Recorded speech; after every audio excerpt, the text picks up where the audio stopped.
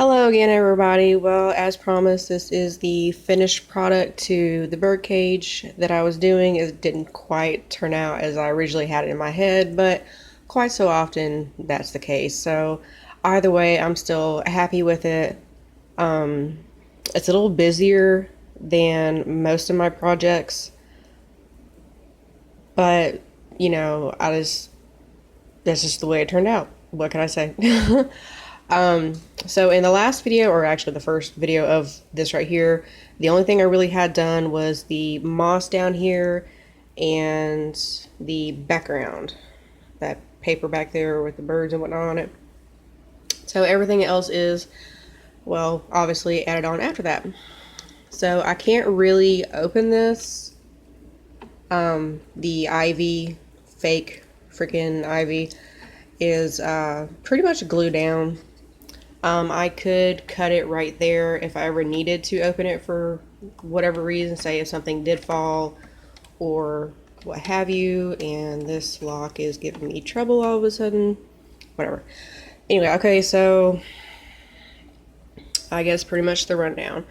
In my other video, I was talking about using a floor wire to make the sides of the perch. I don't know, the chain or however you want to put it.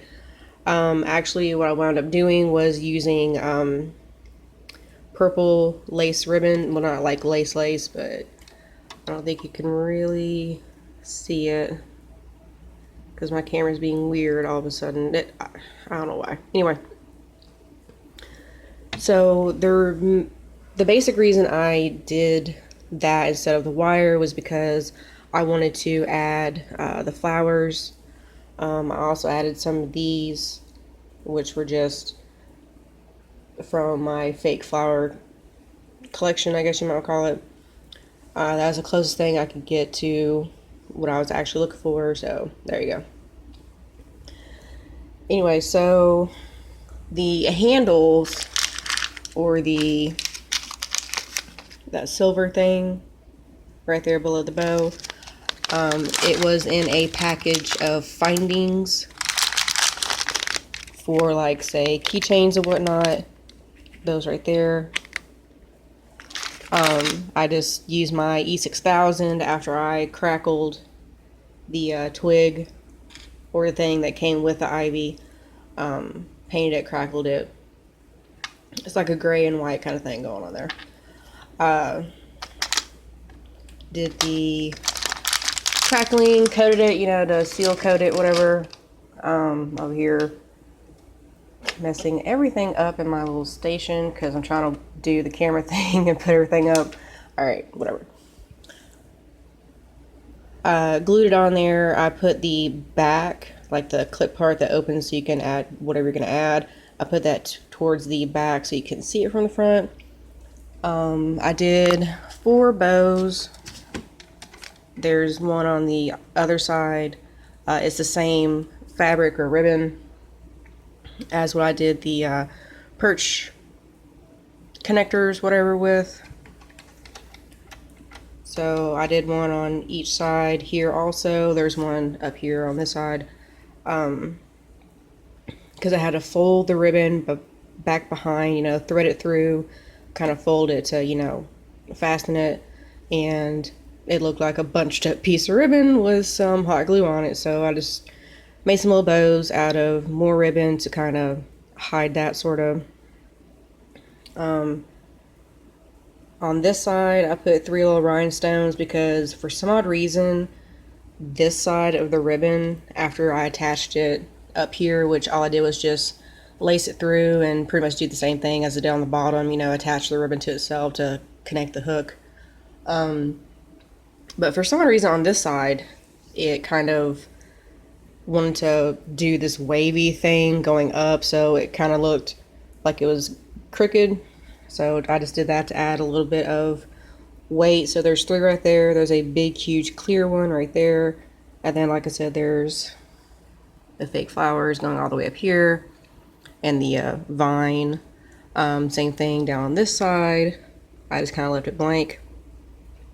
The bird itself, you saw that part. I wound up not using the heart, actually, so But I have these vintage Paris gems, like the big one's a teapot. You probably can't see the second one too very well, but it's of a Victorian type lady. Just added some colored rhinestones and flatback pearls, and a combination of the two here on the tail.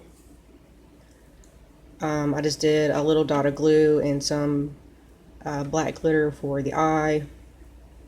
And basically this heart right here, just to be honest, it's pretty much there just to help stabilize the bird onto the perch, because it's that wood cutout from my first video and it wasn't very thick, so there wasn't much stability to hold it there on the perch. And plus, well, it kind of hides, where it does connect, so it's not, it just doesn't end plainly.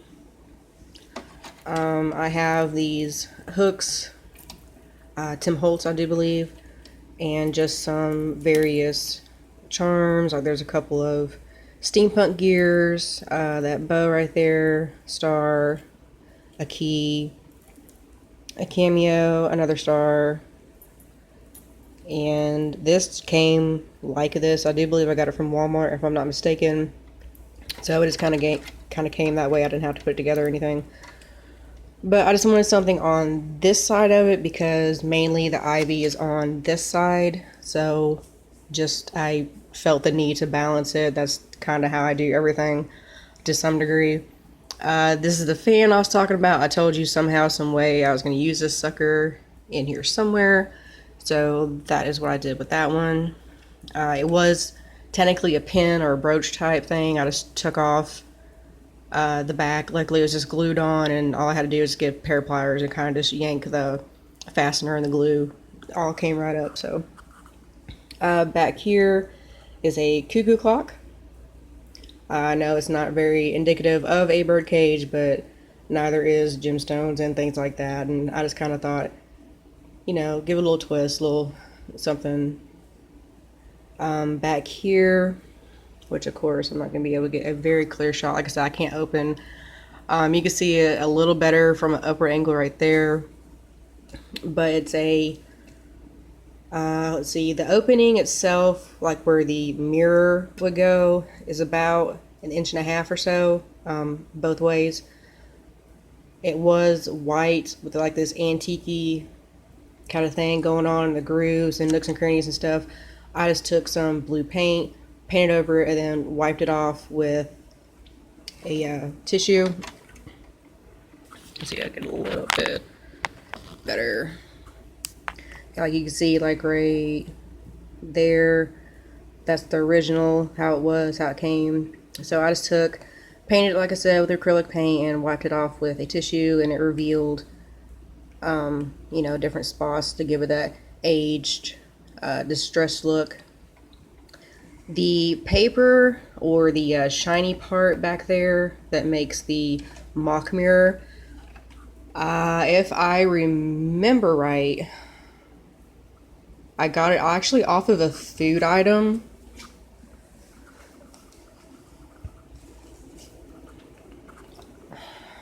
I want to say it was a pie or something like that, but you can see where actually it kind of looks like a Pac-Man now. But it was perfect for what I wanted to do, because I didn't want actual glass. I'm not going to pay, to go get a custom cut, spend eons looking for this little, 1.5 inch by 1.5 inch piece of glass that may take forever. And yeah, so for me, that's, quite good enough. Like I said, I had that piece of ivy, just used my E6000, put it in place. I used a bread tie, excuse me, to help hold it into place while it dried. I did the bottom first, and then I did right here and right here. I believe this leaf right here, this leaf right here, like right here, I glued it down. This part actually is not glued down. It just had a piece of stem, or whatever you want to call it, That was a little bit longer, so I just kind of tucked it in between the wires there, and that's what's holding it.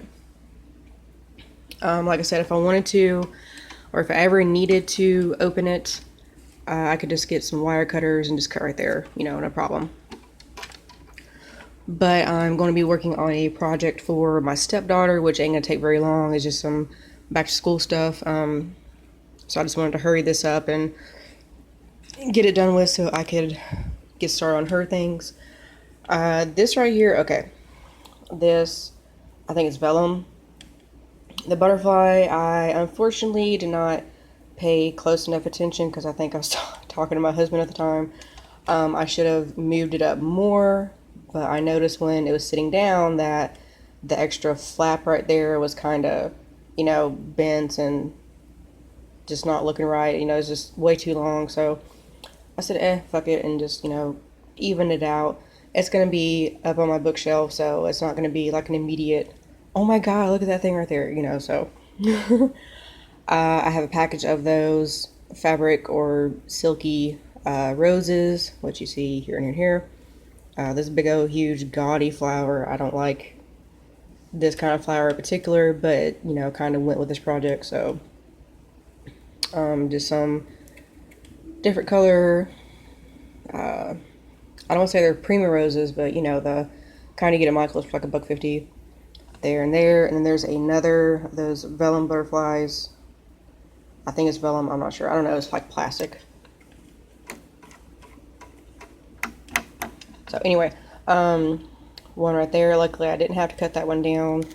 Then just, another one of those little flowers. And I put a few of these leafy vine type, just kind of break up all the flowers and things like that. So, but anyway, guys, so like I said, I would do the completed video, and here it is. So hopefully it kind of inspires you to do your own thing. Use up some things that you have that you're like, oh my god, what am I going to use this for? This was another one of those kind of projects. Like the cuckoo clock thing, I've had that for quite a while, didn't know what to do with it exactly. The fan, didn't know what to do with it. This extra ivy I had just laying around for like 8 or 9 months now. Actually, no longer than that. For about 10 months, actually. Almost a year. Like 10, 11 months. So, been around for quite a while. But finally got to use it. These gaudy ass flowers, finally get to use that. The Tim Holtz thing, I originally got it for scrapbooking because I've seen some people put it on the spine. And then it hit me, duh, I need the eyelet brad thing, to make it look more polished. So anyway, yeah, just some of these were just things, a way to use some of this stuff up. So there you go, peoples. Thanks so much for watching, and like I said, hopefully inspires you to use up some of your junk you've had forever too. So like, subscribe, and see you later. Bye.